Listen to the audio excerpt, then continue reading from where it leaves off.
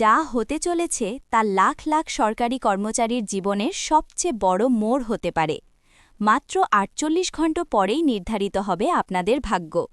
১২ ফেব্রুয়ারি কি সত্যিই সেই কাঙ্ক্ষিত ঘোষণা আসতে চলেছে, নাকি আবারও দীর্ঘ প্রতীক্ষার জালে আটকে পড়বেন আপনারা?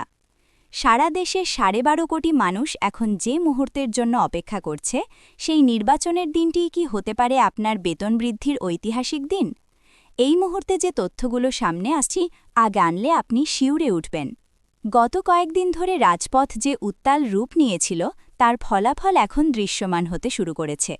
শুক্রবারের সেই বিশাল গণজাগরণ, যেখানে হাজার হাজার কর্মচারী সচিবালয় থেকে শুরু করে যমুনার প্রধান ফটক পর্যন্ত প্রকম্পিত করেছিলেন, তার রেশ এখনও কাটেনি। কিন্তু এখানেই শেষ নয়। আসল খবর হল, সরকার এখন এক চরম চাপের মুখে। একদিকে ১২ ফেব্রুয়ারির সাধারণ নির্বাচন, আর অন্যদিকে লাখ লাখ কর্মচারীর ক্ষোভ। সরকার কি পারবে এই ক্ষোভ প্রশমিত না করে নির্বাচনে যেতে? এখন শুনুন আসল কথা। ভেতর থেকে পাওয়া তথ্য অনুযায়ী নবম পে স্কেলের গেজেট নিয়ে ফাইল এখন চূড়ান্ত টেবিলে। কর্মচারীদের দাবি ছিল খুব স্পষ্ট, অন্তর্বর্তী সরকার চলে যাওয়ার আগেই এই গেজেট বাস্তবায়ন করতে হবে। কারণ নির্বাচিত সরকার আসার পর এই ফাইল যে আবারও লালফিতার দৌড়াতে আটকে যাবে না, তার কোনো নিশ্চয়তা নেই। এই ভয় থেকেই কর্মচারীরা এখন রাজপথ ছাড়তে নারাজ। কিন্তু পরিস্থিতি আরও জটিল। বাংলাদেশ ব্যাংকের পক্ষ থেকে একটি সতর্ক বার্তা এসেছে, যা পুরো পরিকল্পনায় জল ঢেলে দিতে পারে। বলা হচ্ছে, পর্যাপ্ত রাজস্ব আদায় না করে যদি এখনই নতুন পে স্কেল বাস্তবায়ন করা হয়, তবে মূল্যস্ফীতি আকাশ ছুঁতে পারে। অর্থাৎ বেতন বাড়লেও নিত্যপণ্যের দাম আপনার নাগালের বাইরে চলে যাওয়ার ঝুঁকি রয়েছে। কিন্তু কর্মচারীদের যুক্তিও ফেলে দেওয়ার মতো নয়। চাল, ডাল, তেলের যে দাম, তাতে বর্তমান বেতন দিয়ে সংসার চালানো এখন অসম্ভব হয়ে পড়েছে। পেটে নেই ভাত, মুখে কিসের উন্নয়ন? এই স্লোগান এখন প্রতিটি কর্মচারীর মুখে মুখে। এখানেই শেষ নয়, আরও আছে। একটি নির্দিষ্ট রাজনৈতিক দলের আপত্তির কারণে গেজেট আটকে আছে বলে যে গুঞ্জন ছড়িয়েছিল, তা কি সত্যিই সঠিক? কর্মচারীদের একাংশ মনে করছেন, রাজনৈতিক দরকষাকষির বলির পাঠা হচ্ছেন তারা। ১২ ফেব্রুয়ারি নির্বাচনের দিনটিকে কেন আলটিমেটাম হিসেবে ধরা হচ্ছে? কারণ ওই দিনই নির্ধারিত হবে দেশের আগামী দিনের রূপরেখা। যদি তার আগে ঘোষণা না আসে, তবে নির্বাচনের পর পরিস্থিতি কোন দিকে মোড় নেবে তা কেউ জানে না।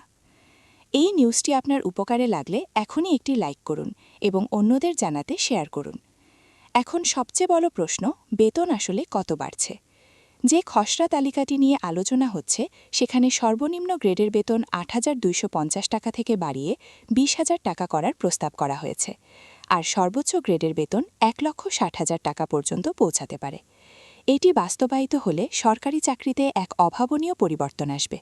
বৈষম্য কমানোর যে লক্ষ্য নিয়ে এই কমিশন কাজ করেছে, তা কি ১২ ফেব্রুয়ারি আলোর মুখ দেখবে? কিন্তু সবচেয়ে বড় কথা এখনও বলা হয়নি, ১২ ফেব্রুয়ারি তারিখটি কেন এত গুরুত্বপূর্ণ। কারণ ওই দিন একই সাথে সাধারণ নির্বাচন এবং জুলাই ন্যাশনাল চার্টার নিয়ে গণভোট অনুষ্ঠিত হবে। সরকারের কাছে এখন প্রতিটি ভোট মূল্যবান, আর এই বিশাল কর্মচারী বাহিনী এবং তাদের পরিবারকে চটিয়ে নির্বাচনে যাওয়া সরকারের জন্য আত্মঘাতী হতে পারে। তাই ধারণা করা হচ্ছে, শেষ মুহূর্তের চমক হিসেবে ১২ তারিখের আগেই বা ওই দিনই কোনো বড় ঘোষণা আসতে পারে। ৭ বছরের ধৈর্যের বাঁধ এখন ভেঙে গেছে। শুক্রবারের সেই জলকামান আর টিয়ার শেলের আঘাত সহ্য করেও কর্মচারীরা যে মনোবল দেখিয়েছেন, তা নজিরবিহীন। তারা পরিষ্কার জানিয়ে দিয়েছেন, গেজেট না নিয়ে তারা ঘরে ফিরবেন না। এই মুহূর্তে সচিবালয়ের অলিতে গলিতে শুধু একটিই আলোচনা, ১২ ফেব্রুয়ারি কি ইতিহাসের পাতায় নাম লেখাবে? ভিডিওটি শেয়ার করুন, যাতে সবাই এই গুরুত্বপূর্ণ আপডেটটি জানতে পারে। মনে রাখবেন, সময় কিন্তু খুব কম, মাত্র হাতে আছে ২ দিন। এর মধ্যেই যদি কোনো প্রজ্ঞাপন জারি না হয়, তবে নবম পে স্কেলের ভবিষ্যৎ হয়তো আরও কয়েক মাসের জন্য অনিশ্চিত হয়ে পড়বে। তবে আশার আলো এই যে, নীতি নির্ধারকদের মধ্যে একটি বড় অংশ মনে করছেন, কর্মচারীদের এই ন্যায্য দাবি আর ঝুলিয়ে রাখা ঠিক হবে না। তো বন্ধুরা, আজকের নিউজ এখানেই শেষ। ১২ ফেব্রুয়ারি কী ঘটে তার প্রতি আমাদের কড়া নজর থাকবে। ভিডিওটি ভালো লাগলে লাইক করুন, শেয়ার করুন এবং সাবস্ক্রাইব করুন। কমেন্টে জানান আপনার মতামত।